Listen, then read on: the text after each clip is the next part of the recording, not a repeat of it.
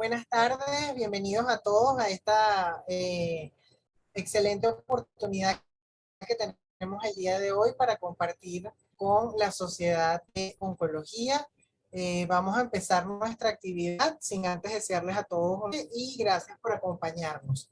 Como saben, la actividad del día de hoy se llama gliomas de bajo y alto grado en niños y adolescentes en compañía de las empresas que están de la mano de Laboratorios Leti en alianza con la Sociedad Venezolana de Oncología, sección pediátrica. Ok, para el día de hoy tenemos una excelente invitada internacional que es la doctora Andrea María Capellano, quien va a ser presentada por la doctora Emilia. Y nuestra doctora Emilia Mora es médico cirujano, egresada de la Universidad Central de Venezuela, pediatra puericultor, egresada del Hospital Pérez Carreño, pediatra oncólogo, egresada del Hospital JM de Los Ríos, especialista en servicios asistenciales de salud de la UCAP, médico accionista del Centro Médico de Caracas, jefe de departamento de pediatría del Centro Médico de Caracas y presidenta de la sección de oncología pediátrica de la Sociedad Venezolana de Oncología.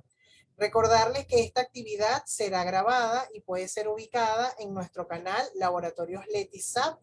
No olviden, por favor, suscribirse a nuestro canal y darle a la campanita para que puedan disfrutar de todas las actividades que tenemos para nuestros médicos de educación médica continua. Simplemente un amable recordatorio, decirles que por favor mantener sus cámaras y los equipos apagados para evitar interrupciones, y en nombre del Gran Laboratorio de Venezuela, Laboratorios Leti, le damos la bienvenida a la doctora Emilia Mora. Doctora Emilia, las cámaras son suyas. Bienvenidos todos a esta nueva actividad del capítulo pediátrico de oncología de la Sociedad Venezolana. En el día de hoy tenemos una estupenda exponente que es de Brasil, la doctora Andrea María Capellano. Ella es oncólogo pediatra, neurooncólogo del Hospital do GRAC IOP Unifex de Sao Paulo. Bueno, doctora, si no lo pronuncié bien, me perdona. Y tiene un doctorado en pediatría y ciencias aplicadas a pediatría de la Universidad Federal de Sao Paulo, Unifex Sao Paulo, Brasil. Bienvenida, doctora. Gracias, de verdad, muy agradecida por compartir con nosotros esta actividad y por ser partícipe de la actividad científica de la Sociedad Venezolana de Oncología. Como ustedes, la doctora Capellano.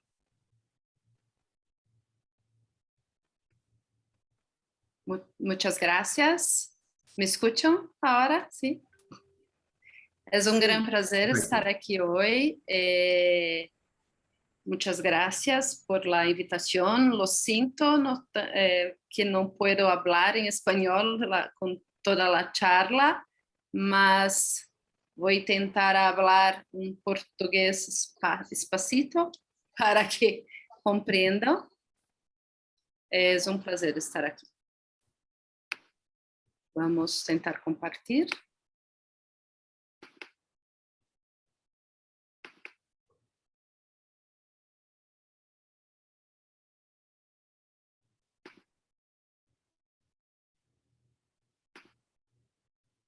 ¿Se puede ver?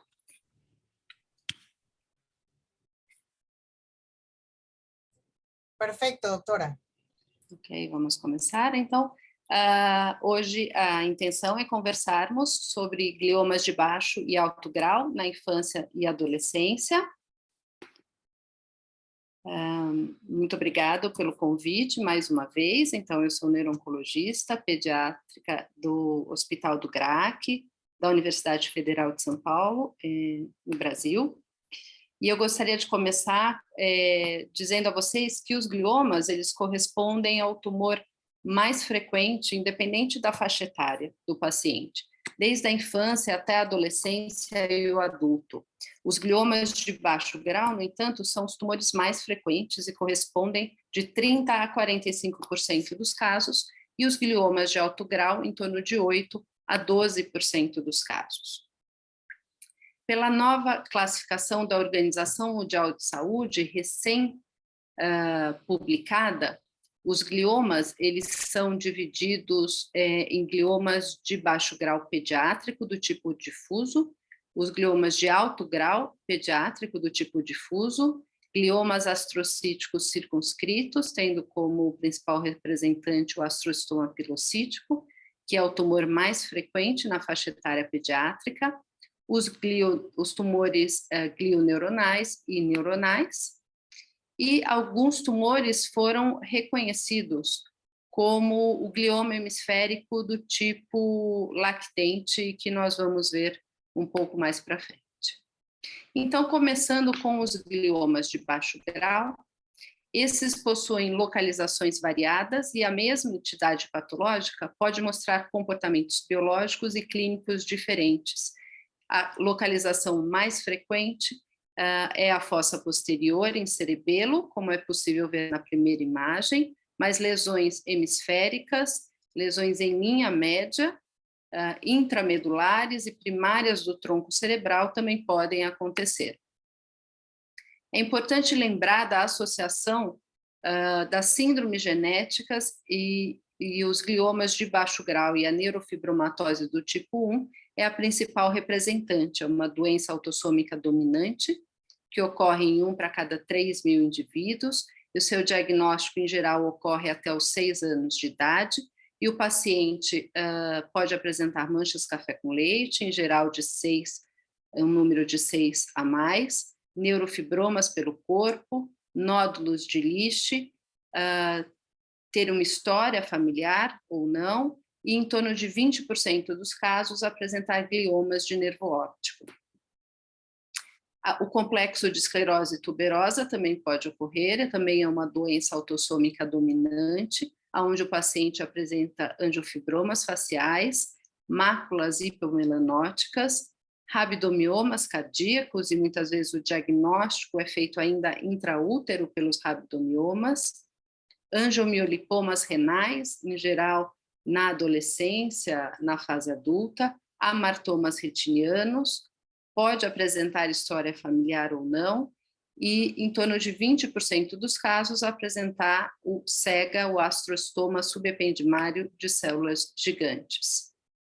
E vale a pena lembrar da síndrome de encefálica ou síndrome de Russell, que na verdade não é uma síndrome genética, mas uma associação de sinais e sintomas da incapacidade de ganho de peso, embora o paciente tenha um crescimento adequado, ele apresenta uma emaciação severa, uma criança extremamente desnutrida, como é visto nessa imagem, uma perda de tecido subcutâneo, apresenta uma agitação psicomotora, muitas vezes ao diagnóstico já apresenta um nistagmo e pode apresentar hipertensão intracraniana, em geral por uma lesão extensa, como é visto nessa ressonância, na região de encefálica.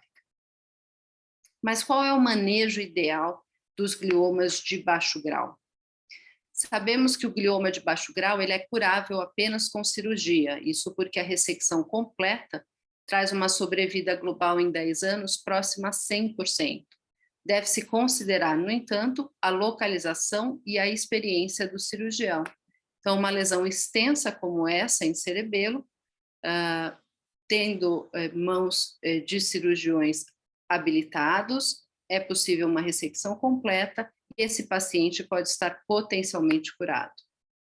Ou numa lesão em glioma, uma lesão em nervo óptico unilateral, cujo paciente é amaurótico, ele não apresenta visão nesse olho. A ressecção cirúrgica também pode ser curativa. Mas e nas lesões não ressecáveis? É importante lembrar que os gliomas de baixo grau não são tumores benignos, eles devem ser considerados como uma doença crônica. Isso porque eles possuem um potencial para significantes efeitos tardios, sejam sequelas neurológicas do tratamento, alterações visuais, hormonais e mesmo psicossociais.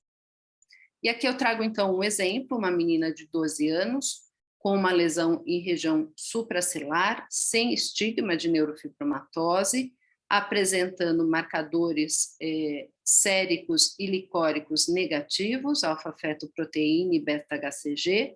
Isso porque, sendo menina, com essa idade, nessa faixa etária, com a lesão supracelular, é importante fazer o diagnóstico diferencial de um tumor de células germinativas. Então, aqui está indicado se realizar uma biópsia ou ressecção parcial, e aqui, nesse caso, tratava-se de um glioma de baixo grau. E por que uma biópsia ou ressecção parcial? Isso porque quanto maior a ressecabilidade do tumor, maior a chance de se trazer uma morbidade a esse paciente. Esse trabalho mostra que os pacientes que ressecaram mais de 50% em região de vias ópticas apresentaram uma piora da visão, panhipopituitarismo, diabetes insípidos, entre outros. Portanto, as melhores indicações de abordagem cirúrgica no paciente com glioma de baixo grau é em caso de dúvida diagnóstica, em pacientes amauróticos, considerando, obviamente, os distúrbios neuroendócrinos, e para possível estudo biológico, e aqui falando principalmente das lesões em linha média. E quanto à radioterapia? Esse é um trabalho do St. Jude's que mostra uma sobrevida livre de eventos em 5 anos excelente com radioterapia, 87,4%. Em pacientes com gliomas de baixo grau, 78 pacientes, 58 deles com gliomas de vias ópticas e que tiveram melhora de todos os sinais e sintomas após a radioterapia. No entanto, o mesmo grupo mostrou, com o decorrer do tempo, uma piora neurocognitiva desses pacientes, principalmente os pacientes abaixo de 4 anos de idade, e uma piora hormonal com o passar do tempo após a radioterapia desses pacientes, além de uma perda auditiva. Então, embora sabemos hoje que a prótonterapia ela pode poupar mais estruturas adjacentes, pode talvez diminuir os distúrbios neurocognitivos, preservar a visão, mesmo a prótonterapia ela pode trazer toxicidade. Esse é um trabalho, o trabalho à direita, um trabalho recente, o qual mostra a necessidade de cirurgia pós-radioterapia em 4 pacientes de 16 avaliados, e 11 dos 16 necessitaram de uma reposição hormonal. Portanto, a radioterapia, apesar de demonstrar boas curvas de sobrevida, ela deve ser considerada com cautela, principalmente em pacientes menores e com neurofibromatose, e pelos riscos de efeitos tardios e de segunda neoplasia. E quanto à quimioterapia? Eu trago novamente aquela paciente, então, que fizemos a ressecção parcial, tratava-se de um glioma de baixo grau, que já possuía comprometimento visual ao diagnóstico, e aqui indicou-se o tratamento quimioterápico com uma resposta muito importante na ressonância e uma melhora visual. Portanto, há uma indicação precisa caso haja risco de dano neurológico ou perda visual ao diagnóstico. E nesse caso, uma menina de 5 anos com lesão em vias ópticas e hipotálamo, sem qualquer queixa visual ou alteração hormonal, tendo essa imagem de ressonância ao diagnóstico, é possível você acompanhar de perto esse paciente e na observação, após 4 meses, esse paciente apresentou crescimento da lesão e aqui indicado, então, o tratamento quimioterápico com uma resposta significativa. Portanto, após um período de observação e em caso de progressão, há a indicação também de se iniciar o tratamento quimioterápico. Essa é uma tabela bastante bonita que mostra os fatores que afetam na decisão da indicação do tratamento para esse grupo de pacientes, principalmente de vias ópticas, tendo como fatores principais o envolvimento quiasmático, pós-quiasmático, o crescimento do tumor e a avaliação visual. Então, uma mudança na avaliação visual superior a 0,2 logMAR ou uma perda de todo um campo visual, já há indicação de um tratamento para esse paciente. Se a perda visual for menor ou a ressonância apresentar progressão tumoral, mas há apenas uma suspeita de perda visual porque a avaliação visual não é confiável, deve-se mesmo assim considerar o tratamento. Caso esse paciente tenha progressão tumoral, mas apenas alterações oftalmológicas, ele não apresente uma piora visual, deve-se aumentar a vigilância, mas não necessariamente iniciar um tratamento. E como nós vimos no caso anterior, se o paciente é recém-diagnosticado com uma avaliação visual normal ou a doença estável em ressonância e avaliação visual, esse paciente deve seguir em acompanhamento habitual.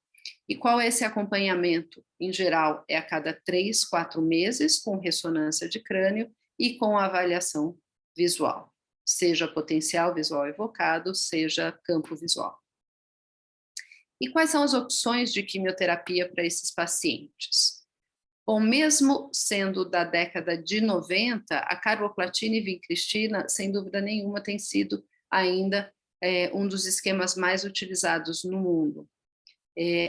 Se realiza uma indução com 9 semanas, posteriormente uma manutenção com 12 ciclos, e nessa avaliação de 60 pacientes no estudo inicial, eles observaram uma resposta objetiva em 35 pacientes, e no estudo subsequente, uma resposta objetiva em 44 pacientes. E a sobrevida livre de eventos em 3 anos de 68%. No entanto, é importante lembrar da toxicidade que pode se ter com a carboplatina e vincristina. Vincristina trazendo neurotoxicidade e a carboplatina trazendo plaquetopenia, pode haver neutropenia e lembrar das reações alérgicas que podem ocorrer, principalmente durante a manutenção, e muitas vezes a necessidade de se suspender a medicação. Outro esquema bastante utilizado na literatura é a vinblastina, onde também demonstrou uma sobrevida livre de eventos e global bastante satisfatória, 53% nesse estudo mais recente, com 54 pacientes, com uma menor toxicidade em relação à utilização de carboplatina e vincristina, tendo como principal toxicidade a neutropenia.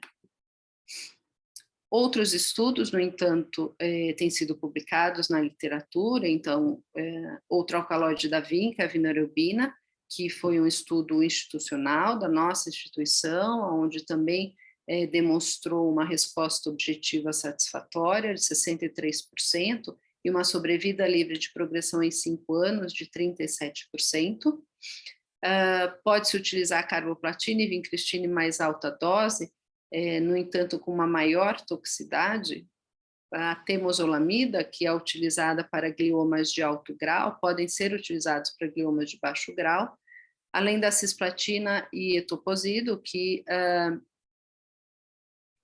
trouxeram uma sobrevida livre de progressão excelente, em torno de 78%. No entanto, a um paciente que já tem perda visual, o uso da cisplatina e possibilidade de ototoxicidade torna um pouco proibitiva essa utilização. Todos esses estudos mostraram, então, respostas objetivas satisfatórias, uma sobrevida livre de progressão que variou de 30% a 78%, no entanto, uma resposta completa inferior a 5%, e o que parece é que o controle da doença cai progressivamente entre 5 e 10 anos. E por que isso ocorre? Provavelmente, isso está relacionado às alterações moleculares desses tumores. E hoje nós sabemos que a maioria dos gliomas de baixo grau, eles possuem um evento genético único e que está relacionado à via RAS-MAPK. Essa via foi inicialmente identificada através da via PI3K-mTOR e da sua relação com o complexo de esclerose tuberosa, e posteriormente identificado a via RAS-MEK-ERK. E temos como principal alteração molecular nos gliomas de baixo grau a fusão do BRAF, em torno de 35%, seguido da mutação do BRAF em 15% e NF1 em 15%. E se nós associarmos a histologia com a localização e as alterações moleculares, nós podemos observar que os astrostomas pilocíticos são a histologia mais frequente, e principalmente no cerebelo, tendo como principal alteração molecular a fusão do BRAF, podendo ter em menor proporção a mutação, e principalmente com outras histologias, como o ganglioma, o que acontece também na linha média, assim como o astrostoma difuso, tendo como principal alteração a mutação do BRAF, mas ainda preponderando o astrostoma pilocítico, com a fusão do BRAF, a mutação, outras alterações, como a fusão do FGFR e NF1. E nas lesões corticais e hemisféricas, surgindo outras histologias, como o ganglioma mais presente e a mutação do BRAF, assim como o xantoastro pleomórfico, os principais representantes associados à mutação do BRAF, mais o DINET, tendo a fusão do FGFR, o astrostoma pilocítico ainda presente, com outras fusões que não só o BRAF, mas o NTRK. É importante lembrar que 15% dos pacientes com NF1, com neurofibromatose e gliomas, podem apresentar outras alterações moleculares e com um comportamento mais agressivo, como o ATRX, o CDKN2A e o TP53. Nesses casos, então, vale a pena considerar uma biópsia nas crianças que possuem neurofibromatose que têm um comportamento mais agressivo ou nos adultos que tenham NF1. Então, em relação aos estudos, os primeiros estudos com as alterações moleculares se deram, de fato, pela primeira identificação, que foi a associação com o complexo de esclerose tuberosa, e aqui com a rapamicina e seus derivados, o everolimo, aonde demonstrou uma resposta importante para os pacientes com complexo de esclerose tuberosa, nos pacientes que possuem lesão, que não são ressecáveis ou que são recidivantes, trazendo uma melhora, no entanto, não só do SEGA, mas também de outras alterações associadas à esclerose tuberosa. Posteriormente, a utilização do bevacizumab associado ao irinotecan e, mais recentemente, a vinblastina, o bevacizumab ou Avastin, que é um inibidor de VEGF, onde demonstrou uma resposta objetiva em 7 de 10 pacientes avaliados, trazendo como toxicidade a proteinúria, e nesse estudo mais recente aberto, ainda sem relato, porém, podendo ser uma opção no caso de paciente que tem uma perda visual rápida, tentando reverter essa perda da visão. Mais recentemente, então, surgiram estudos com inibidor de MEK, como o selumetinib, esse é um estudo de fase 2, onde eles estudaram pacientes com glioma de baixo grau no grupo 1 e no grupo 3, pacientes com glioma de baixo grau e neurofibromatose. O primeiro grupo com um segmento de 36 meses, o terceiro grupo um segmento de 48 meses, com uma resposta parcial no grupo com glioma de baixo grau e mais de uma alteração do BRAF de 36%, e no grupo de pacientes com neurofibromatose de 40%, uma sobrevida livre de progressão em 2 anos bastante importante, de 70% no primeiro grupo e 96% no terceiro grupo, com neurofibromatose, é algo muito interessante quando separaram o grupo de pacientes com fusão e mutação do BRAF. Os pacientes com mutação do BRAF demonstraram uma sobrevida bastante inferior, 60%, com queda progressiva em relação ao grupo de pacientes com a fusão.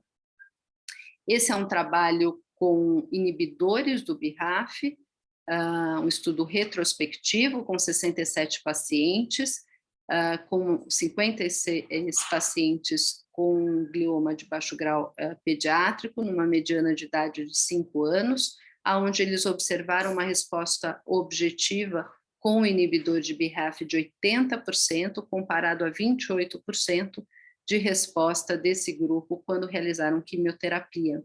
E uma resposta rápida, com 3 meses de tratamento, a grande maioria dos pacientes já obtiveram resposta. No entanto, após a suspensão da medicação, 76% deles apresentaram progressão da doença, com resposta novamente após a reintrodução em 90% dos casos. A sobrevida livre de progressão em 3 anos foi próxima a 50% com o inibidor do BRAF, comparado a 20% quando tratados com quimioterapia. E algo também muito interessante é que o tempo de tratamento teve uma grande influência. Então, pacientes que trataram com menos de 10 meses tiveram a sobrevida livre de progressão em 2 anos de 26,7%, versus 81% nos pacientes que trataram por mais tempo, por mais de 10 meses, mostrando a necessidade de um tempo prolongado para esse tipo de medicação. E hoje, então, é possível que se classifique esse grupo de pacientes em relação à localização, à patologia, à alteração molecular e à idade, e colocarmos em baixo risco, risco intermediário e alto risco, e com isso conseguirmos tratá-los de uma forma mais conservadora ou mais agressiva. E aqui eu trago um exemplo. Então, uma criança de 2 meses, com glioma de baixo grau hipotalâmico quiasmático, com perda visual ao diagnóstico, que iniciou o tratamento quimioterápico com vinblastina, no entanto, teve progressão da doença, e aqui foi realizada, então, uma biópsia. Com essa biópsia foi feita uma avaliação de NGS, de sequenciamento, e foi identificada a mutação do BRAF. E se nós colocarmos, então, na classificação, considerando, então, a localização uma lesão diencefálica, com glioma de baixo grau, com a mutação do BRAF, numa criança de menos de 3 anos, a classificação seria de 7 pontos, e esse paciente seria considerado alto risco, e com isso ele foi tratado com o inibidor de BRAF, tendo uma excelente resposta. Mas, nos dias de hoje, nos encontramos em um grande dilema. Esse é um trabalho recentemente publicado, onde fazem um debate em relação à terapia-alvo versus a quimioterapia convencional. E o dilema é quando tratar, com base em que biologia, qual abordagem, quanto tempo e por qual toxicidade. Existe, de fato, uma explosão de novas terapias, muitas estratégias a considerar com a população, que, se considerarmos o adulto, é rara. A pediatria tem poucos pacientes. Falta um consenso sobre o melhor desenho do estudo, embora existam vários estudos em andamento, e principalmente a qual custo. Essas medicações são extremamente caras, além de o acesso a essas terapias não ser uniforme. Não é uniforme no Brasil e não é uniforme em qualquer lugar da América Latina. Então, para crianças com gliomas de baixo grau, precisamos ainda de mais informações para se decidir entre quimioterapia ou terapia-alvo. Eu gostaria, então, de concluir a parte dos gliomas de baixo grau, dizendo que eles não são tumores benignos, que devemos considerar como uma doença crônica, lembrá-los de quando devemos realizar ressecção cirúrgica, então, lesões cerebelares ou hemisféricas, é possível uma ressecção completa, na grande maioria dos casos.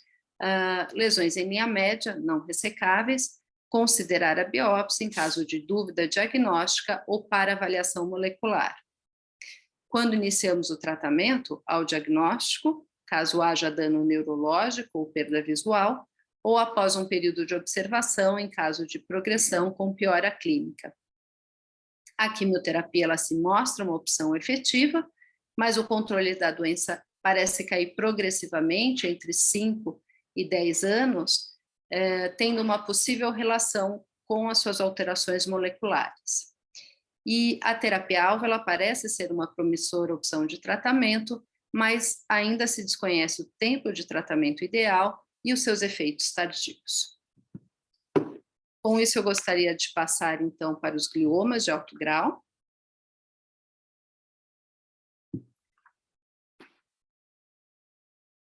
Esses, historicamente, e ainda nos dias de hoje, têm sido tratados basicamente com cirurgia, radioterapia e quimioterapia,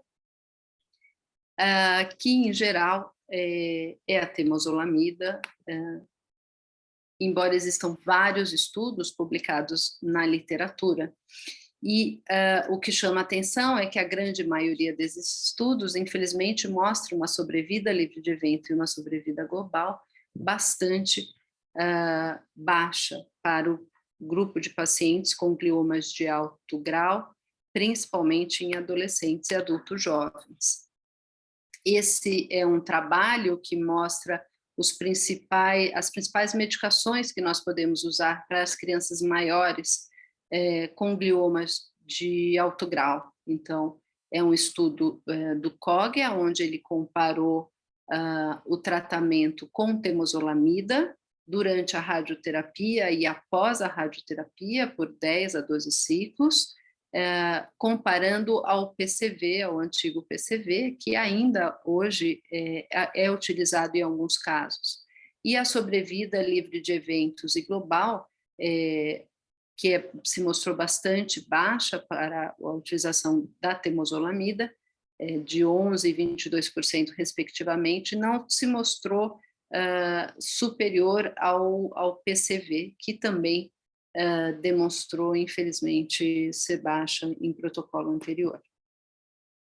Esse é um estudo do grupo francês, onde eles realizaram 2 braços, utilizando no primeiro braço a radioterapia com temozolomida durante e após a radioterapia temozolomida, como no protocolo do COG, e no segundo braço associando o bevacizumab ou Avastin, como é feito em muitos protocolos de adulto.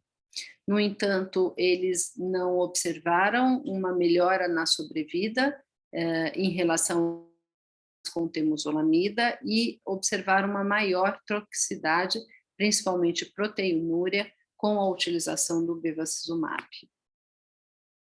Então, nos dias de hoje, se pensa cada vez mais em se identificar esses pacientes molecularmente, para que se consiga ou se tente melhorar um pouco a sobrevida desses pacientes.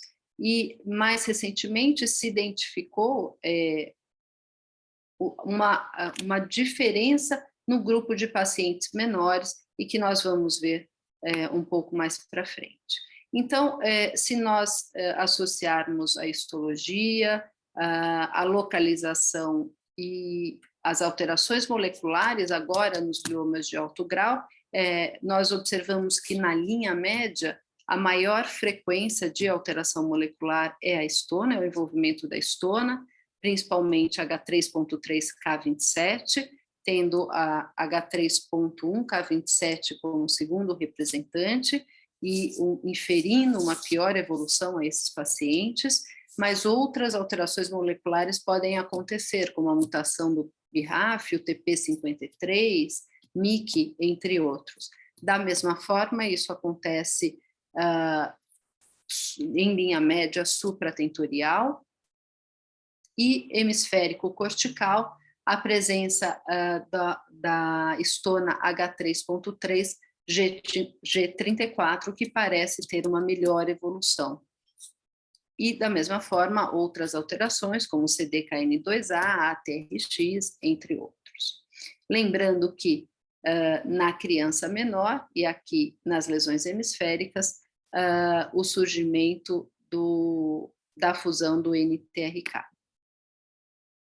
É importante se lembrar da alteração da síndrome genética, na verdade, é uma síndrome de deficiência da replicação de reparo e que tem associado a síndrome de Lynch, que ocorre mais no adulto mas a deficiência bialélica do gene de reparo, o mismatch repair, que é mais frequente na criança, com uma média de idade de 9 anos, onde esse paciente pode apresentar vários tumores, entre eles os gliomas, principalmente os gliomas de alto grau, além de tumores embrionários, leucemias e linfomas, e o que há de interessante é que ele pode ser confundido com um neurofibromatose. Esse paciente pode apresentar manchas café com leite.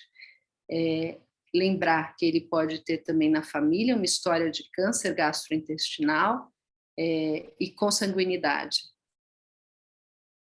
Nesses casos, os pacientes eles costumam ter os pacientes com glioma de alto grau e mismatch repair costumam ter uma resistência ao tratamento com temozolomida.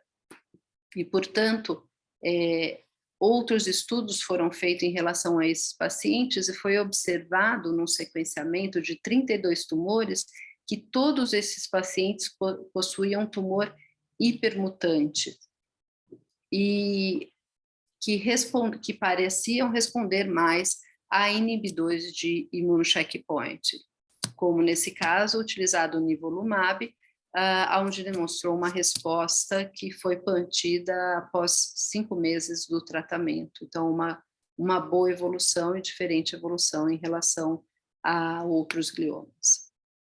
E quanto aos gliomas de tronco difuso? Esses são tumores típicos, a localização é típica, a imagem é típica, de uma história rápida, numa criança com uma média de idade de 5 anos, envolvendo todo o tronco cerebral, onde há uma perda de pares cranianos progressiva e rápida, e o que infelizmente demonstrou é que nos vários estudos realizados com quimioterapia, nenhum tratamento quimioterápico mudou a história natural da doença, em geral, de 1 a, no máximo, 2 anos de evolução desses pacientes para óbito. Aqui é um dos estudos do COG também, utilizando a temozolomida especificamente para os pacientes com tumor de tronco difuso, da mesma forma, temodal durante a radioterapia e após a radioterapia, mostrando uma evolução muito ruim, infelizmente, demonstrando que a quimioterapia para esses pacientes não é efetiva. Esse trabalho, no entanto, nos faz lembrar da necessidade, muitas vezes, de se biopsiar esse grupo de pacientes, porque, embora a grande maioria desses tumores sejam gliomas de alto grau e que tenham o envolvimento da estona, parte deles, neste estudo, 11% apresentaram gliomas de baixo grau, embora uma porção deles tivesse o envolvimento da estona, H3.3, e dessa forma inferisse uma pior evolução, e nos dias de hoje sabemos que esse grupo de pacientes precisa ser tratado como um glioma de alto grau. Houve uma pequena porcentagem de verdadeiros gliomas de baixo grau, principalmente em crianças menores. Da mesma forma, em torno de 3% dos casos, uma média de idade de 2 anos, 2 anos e meio, de tumores embrionários, o que modifica completamente o tratamento. Portanto, principalmente em crianças menores, abaixo de 3 anos, a indicação de se fazer a biópsia numa diferente evolução. E aqui eu trago um exemplo, uma criança de 4 meses que apresentava hipotonia, paralisia facial em engasgos, uma imagem típica de um tumor de tronco difuso, onde pela idade, e esse é um paciente do nosso serviço, foi realizada a biópsia, ela apresentava um astrocitoma difuso, grau 2, foi realizada a quimioterapia com vinorubina, no esquema institucional, com uma resposta muito importante, uma melhora clínica do paciente. E mesmo nos casos das crianças maiores, e aqui eu trago uma criança típica, né, com uma lesão típica, de um glioma de tronco difuso, de alto grau, numa faixa etária e uma história típica desses tumores, aonde na imunistoquímica ela apresentava envolvimento da histona, mas foi realizado o NGS, aonde o paciente apresentava a fusão do NTRK3, demonstrando a importância da biópsia, então, nas crianças menores, como eu já havia dito, e nas crianças maiores, se possível, na identificação de subclones que possam, de alguma forma, utilizar medicações-alvo e melhorar a sobrevida desses pacientes. Aqui é um estudo recente com uma nova droga, um antagonista do receptor de dopamina, ONC201. Eles realizaram um estudo em 18 pacientes, 7 deles pediátricos, 4 realizaram após a radioterapia, sem a progressão de doença, e 2 deles tiveram uma sobrevida livre de progressão excelente, de 53 e 81 meses. Então, embora a grande maioria dos pacientes apresentavam lesões em tronco, principalmente as crianças, e a maioria já havia sido tratada, mas mostrando que talvez possa ter outras opções de tratamento, embora ainda seja algo muito novo. E quanto aos gliomas de alto grau no lactente, na criança menor? Então, esse é um trabalho, mesmo antigo, de 2007, onde já mostrava que as crianças menores, abaixo de 3 anos, e aqui principalmente abaixo de 1 ano, apresentavam uma sobrevida livre de evento e global muito superior às crianças maiores. Eles identificaram uma menor associação com TP53, o que pode ser ter relação com essa melhora na sobrevida, e eles identificaram não só isso, mas nas crianças abaixo de 1 ano, uma sobrevida ainda melhor. E qual é o tratamento, então, que se fazia para essas crianças e ainda hoje se faz, a depender do caso? Então, esse é o estudo do POG, o chamado Baby POG, onde eles estudaram 18 pacientes no esquema alternado de quimioterapia, na época com a intenção de se levar essa criança até 3 anos de idade, e então, em sua maioria, realizar a radioterapia focal. Com isso, eles obtiveram uma sobrevida muito boa, livre de eventos de 43% e global, em 5 anos de 50%, mas com toxicidades. Então, não só a neutropenia, por conta do tratamento da quimioterapia, mas perda auditiva pela utilização da cisplatina, por um longo prazo, cistite hemorrágica pela ciclofosfamida. A radioterapia, embora aqui eles não tenham encontrado um déficit cognitivo após uma avaliação de 1 ano do término do tratamento, isso é possível quanto mais se passa o tempo após a radioterapia. Então, novas alternativas são necessárias e surgiram recentemente as avaliações moleculares dessas crianças, e o que fez, inclusive, a Organização Mundial de Saúde modificar a forma de chamar essas crianças, de identificar essas crianças histologicamente. Então, os antigos glioblastomas congênitos, hoje se intitulam glioma hemisférico do tipo lactente. E aqui nesse trabalho recente, muito bonito, ele mostra as principais vias de sinalização desses pacientes. A via de sinalização RAS-MAPK, que eu já mostrei a vocês, com os gliomas de baixo grau e uma excelente sobrevida, e a via de sinalização dos receptores de tirosinoquinase, onde 75% deles são gliomas de alto grau, e que demonstraram uma melhor sobrevida em relação às crianças maiores e adolescentes, o que hoje em dia, então, nos faz entender o porquê da melhor sobrevida que tínhamos em 2007 dessas crianças. E as principais fusões identificadas foram do ALK, NTRK, ROS e MET. Então, esse artigo mostra uma tabela com 3 grupos, os grupos 2 e 3 com gliomas de baixo grau e suas alterações moleculares que nós já discutimos, e o grupo 1 com os gliomas de alto grau, e nesse trabalho eles observaram principalmente o ALK, o ROS1, NTRK e MET, com uma sobrevida em torno de 60%, uma sobrevida global muito importante, e eles descrevem nesse trabalho os fatos que sugerem uma diferenciação por senescência e, por esse motivo, uma melhor evolução desses pacientes. Então, a excelente sobrevida, comparado aos pacientes mais velhos, como nós vimos, o second look desses pacientes, então, uma nova abordagem cirúrgica após quimioterapia, com diferenciação e redução tumoral, que costumamos ver em alguns casos de glioma de baixo grau, e os casos com histologia de glioma de baixo grau em crianças maiores, provavelmente crianças que, quando eram pequenas, apresentavam um glioma de alto grau.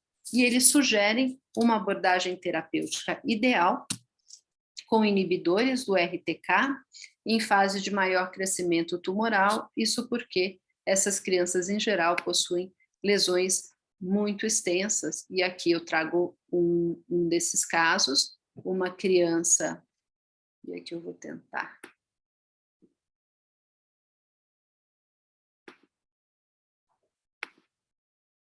Uma criança que apresentava essa lesão hemisférica e que teve, após o tratamento com quimioterapia e ressecção cirúrgica, um crescimento da lesão e um sangramento da lesão.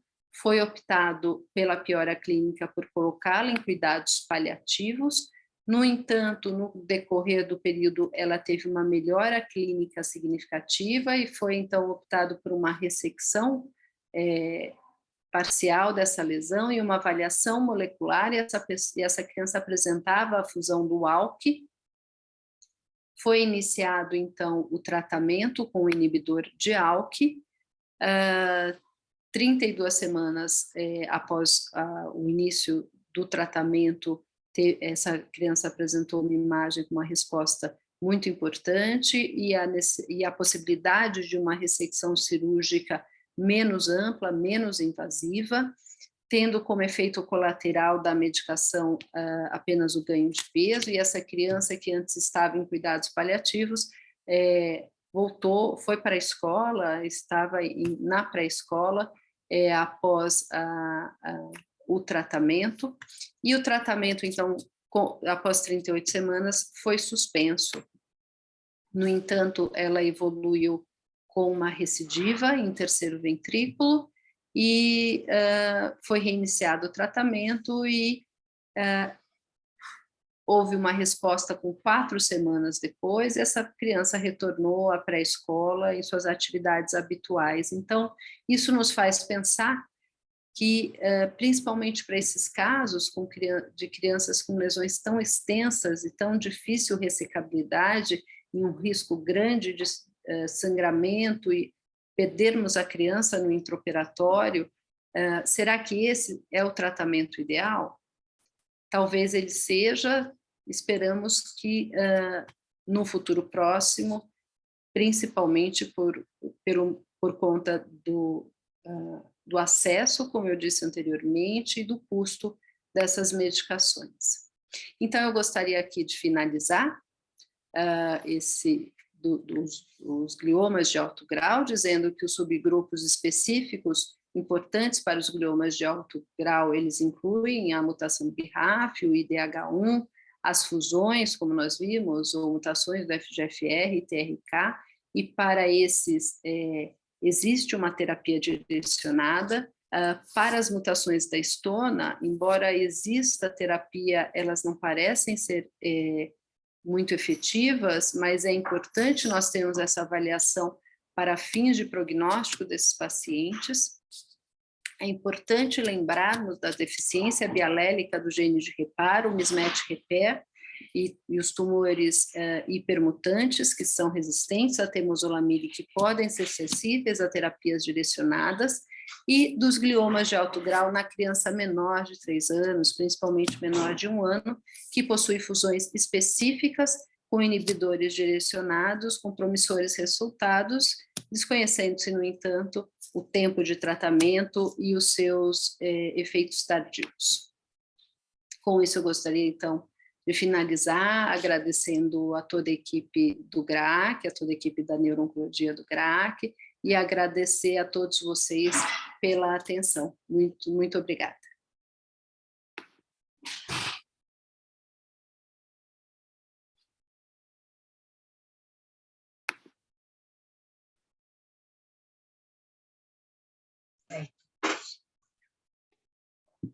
Muchas gracias, doctora. Excelente exposición. Muito obrigada. Okay. ¿Me escucha? Sim, escuto. Sí, se escucha. Ajá. Pero no me ven. Se puede iniciar. Bueno, muchas gracias, doctora. Bastante claro. Bueno, los que quieran hacer preguntas, por favor, lo hacen vía chat. Vamos a ver si hay algunas. Ok, perfecto. Ya. Okay. Tenemos una pregunta aquí de la doctora Lourdes. Excelente, doctora, gracias. Mi pregunta, ¿los gliomas tálmicos con mutación H3K2M son los de peor pronóstico? Y una segunda pregunta, si un glioma de bajo grado no responde o crece en curso de carboplatino y cristina, se inferirá que puede ser BRAF B600E y se podría tratar con inhibidores B600E como dafrabenib. Bom, respondendo à primeira pergunta, lesões talâmicas e que tenham o envolvimento da histona H3.3, K27, que em geral é a alteração mais frequente, infelizmente eles possuem uma pior evolução pelo envolvimento da histona e pelo fato de ser muito difícil a ressecabilidade dessas lesões. O tratamento ainda hoje é a possível ressecção, né? A máxima possível ressecção, a quimioterapia e a radioterapia, como eu mostrei nos estudos, e que infelizmente não trouxeram uma sobrevida muito satisfatória, mas ainda é isso que utilizamos. Quanto à segunda pergunta dos gliomas de baixo grau, não é possível inferir que se tem a mutação do BRAF se houver o crescimento da lesão com o tratamento com carboplatina e vincristina. Os pacientes, esse pode ser um paciente refratário ao tratamento, mas utilizando apenas uma linha, não é possível você inferir e tratar com um inibidor de MEK ou um inibidor de BRAF. O ideal seria realizar uma biópsia desse paciente e fazer, de fato, a avaliação molecular, porque a grande maioria deles ainda é a fusão do BRAF. Então, é possível que esse paciente tenha a fusão do BRAF, que poderia se favorecer também com o inibidor de MEK, mas que poderia responder a uma vinblastina, por exemplo. Otra pregunta por aquí, ¿cuál es la sobrevida en gliomas de alto grado de la línea media? A sobrevida é muito baixa, como eu mostrei para vocês. Infelizmente, ela não ultrapassa 22%, 30% em 5 anos, e a sobrevida global em lesões de tronco difuso mais inferior. Em geral, essa sobrevida de 20% não atinge 2 anos. Okay. ¿Cuáles son los factores asociados a un peor pronóstico?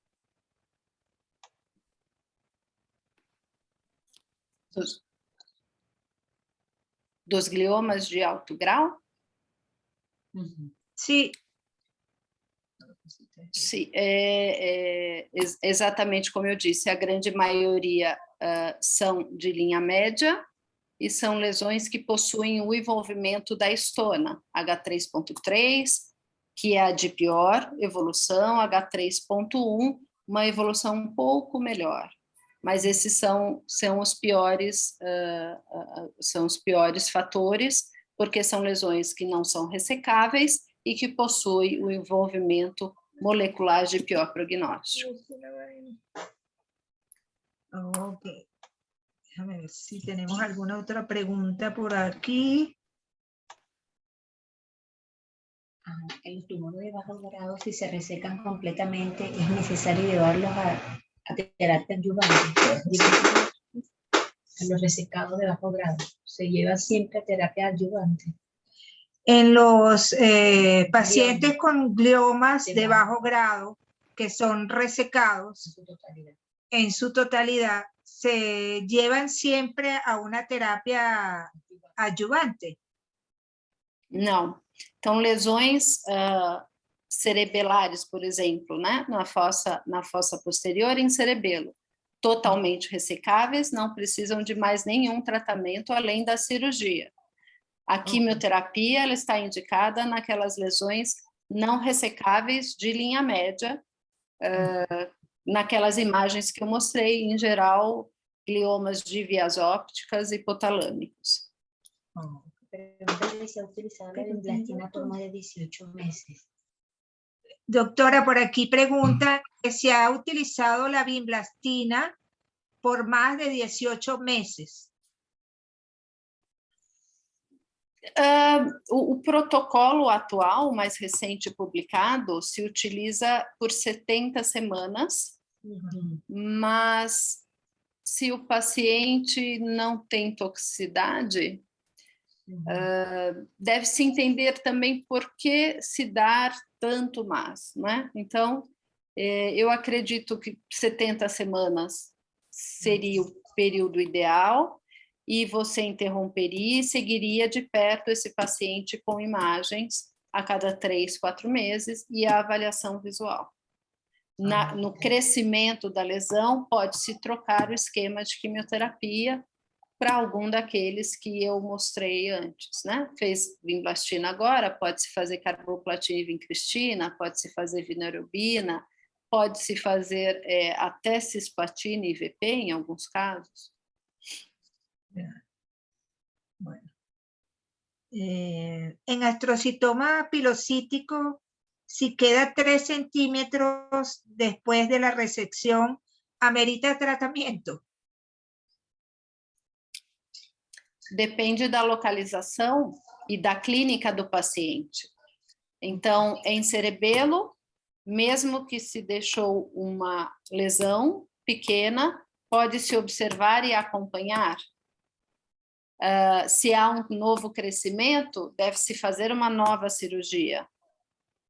Na lesão em vias ópticas, hipotálamo, o ideal é que se for fazer uma cirurgia, que seja uma biópsia, para que o paciente não tenha piora visual hormonal. Em fossa posterior, sim. Então, pode-se apenas acompanhar com imagens esse paciente. Perfecto.